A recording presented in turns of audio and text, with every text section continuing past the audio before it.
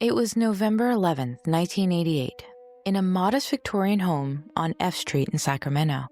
Your immediate thoughts of white lace curtains, flower pots, and the smell of fresh-baked bread was the reality that everyone saw. So much so that even the neighbors called this woman who lived there a saint. Why? Because she was the kind of person who took in the elderly and the disabled and the unwanted. But what seems too good to be true usually is, because underneath the entire facade was death.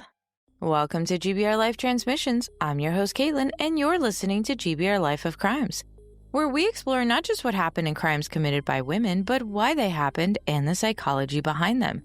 Today, we uncover the mind of Dorothea Puente, the grandmotherly landlord who preyed on the vulnerable, murdered her tenants, and buried them in her own backyard. But this isn't just a story about greed. It's about control, identity, and the chilling mask of empathy. Dorothea Helen Gray was born in 1929 in Redlands, California, into chaos. Her father was an abusive alcoholic, and her mother, a woman of the night, drank herself to death before Dorothea was 10. She was orphaned young, shuffled between relatives and foster homes, learning early that survival depended on performance. By her early teens, she already discovered how to play roles. Polite, wounded, charming, her lies weren't malicious at first. They were armor.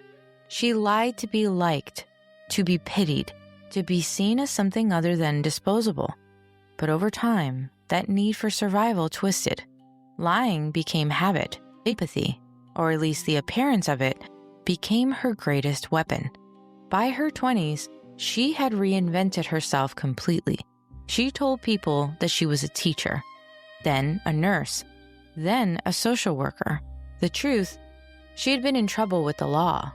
Check fraud, petty theft, false identities. She changed names like other people changed clothes. Psychologists call this adaptive narcissism, the ability to shapeshift into whatever someone needs you to be, to gain trust and control. Dorothea didn't want connection, she wanted access. Time moved forward, but Dorothea never stopped rewriting herself. Every marriage, every new name, was another costume. And by the time she arrived in Sacramento, she wasn't just wearing a mask, she had become it. By the early 1980s, Sacramento was full of people society ignored. The elderly, the mentally ill, addicts trying to stay sober. Dorothea saw them not as people, but as opportunity. She opened a boarding house at 1426 F Street. It was cozy, tidy, always smelling faintly of cinnamon and bleach. She welcomed tenants with open arms, offering low rent, home-cooked meals, and a listening ear. To social workers, she was a miracle. They called her Mother Teresa with pearls. But behind that smile was an accounts ledger. Dorothea would take her tenants' Social Security checks, promising to manage their finances. Many of them were ill, confused, or too fragile to argue. Some disappeared, and when questioned, she said they had moved away or reconnected with family. No one doubted her. Why would they? She looked like everyone's grandmother, with neat hair, big glasses, floral dresses, the kind of woman you trust with your life. Life on F Street ran like clockwork. Rent checks on the first, government mail on Fridays, casseroles on Sundays. To everyone outside, Dorothea's home was a small miracle in a forgotten neighborhood. But behind those lace curtains, time had stopped. Her tenants came and went until one day they didn't. Each and every time. The house stayed quiet, almost too quiet. And when quietness becomes routine, sometimes it's because there's no one left to make noise. Dorothea's crimes weren't fueled by rage or impulse. They were meticulous, rehearsed, and transactional. Every move calculated to preserve her image while maximizing control. This is the classic psychopathic behavior masked by social grace. She lacked empathy, but she mimicked it perfectly. She knew how to mirror emotions, when to tear up, when to sigh, when to squeeze someone's hand just long enough to feel believable. In psychological terms, Dorothea displayed strong traits of antisocial personality disorder, which is a disregard for others. They have deceitfulness, manipulation, and a lack of remorse. But she also had narcissistic personality disorder because she had a need for admiration and that grandiosity through caregiving, plus Machiavellianism. It's strategic, emotional, to exploit others for gain. She wasn't killing for pleasure. She was killing to maintain her illusion, the illusion of control, of security, of superiority. Her victims were people whose disappearance wouldn't cause alarm because they were elderly, or they were homeless, or disabled, the ones that society had forgotten. She became their caregiver, their gatekeeper, and their executioner. To her, they were not humans. They were a means to an end. As I said, transactional. Dorothea wasn't violent because of passion. She was violent because of emptiness. People weren't people. They were props in the story of a woman who wanted the world to see.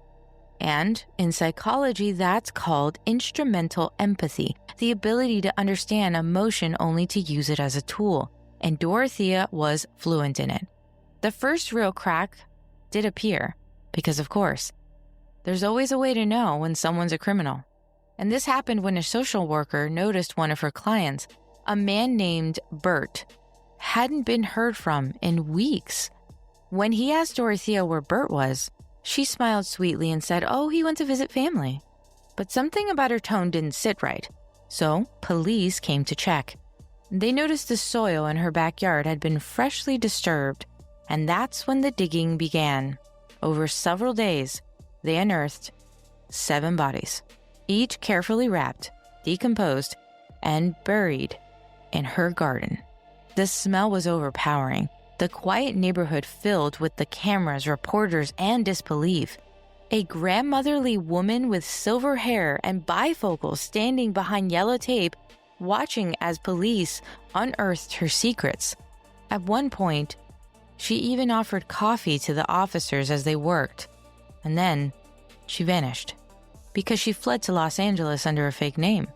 She checked into a boarding house and started scanning newspapers for updates on herself. She was recognized days later in a bar by a man who had seen her face on the news. And when she was arrested, she didn't scream or cry. She simply said, "I used to make a good living taking care of people. They just died on me." Control. That was her endgame. Even in her capture, she controlled the narrative. To her, being caught wasn't failure. It was another performance, another act in the story of Dorothea, the misunderstood caregiver. To understand Dorothea, you have to step inside a psyche built on trauma, control, and the illusion of empathy. Now, I've already mentioned all of the possible issues that she had mentally, but if you look at the childhood abandonment to decades of deceit, she learned that people were currency, that love could be traded, and trust could be bought.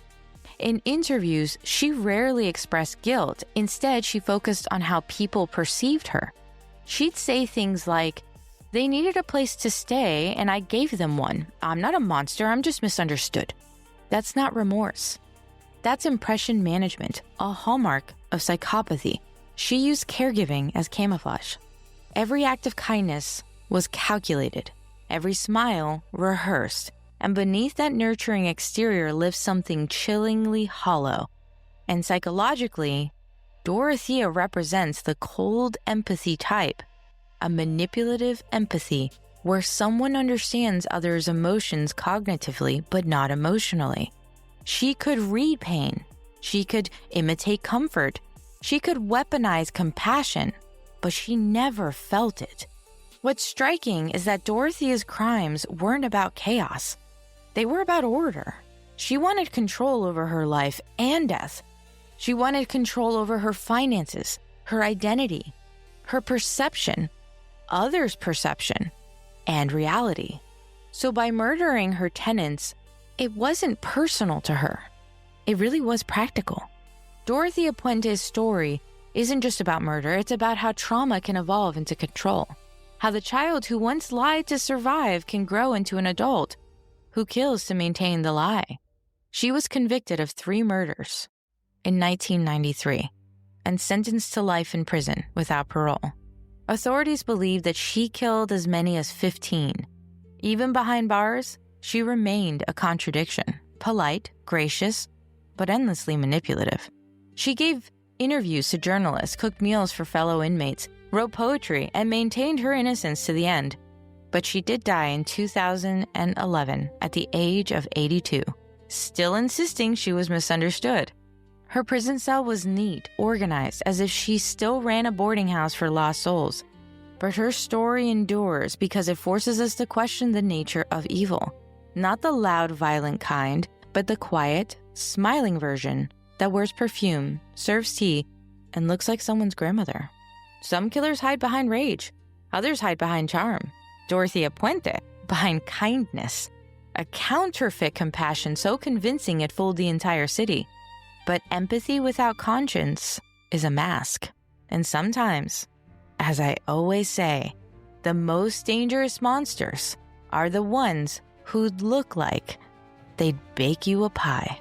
This has been GBRLIFE of Crimes, part of GBRLIFE Transmissions, and I'm Caitlin reminding you that understanding the darkness helps us appreciate the light. Join me next time as we uncover another case that challenges everything we thought we knew about the criminal mind.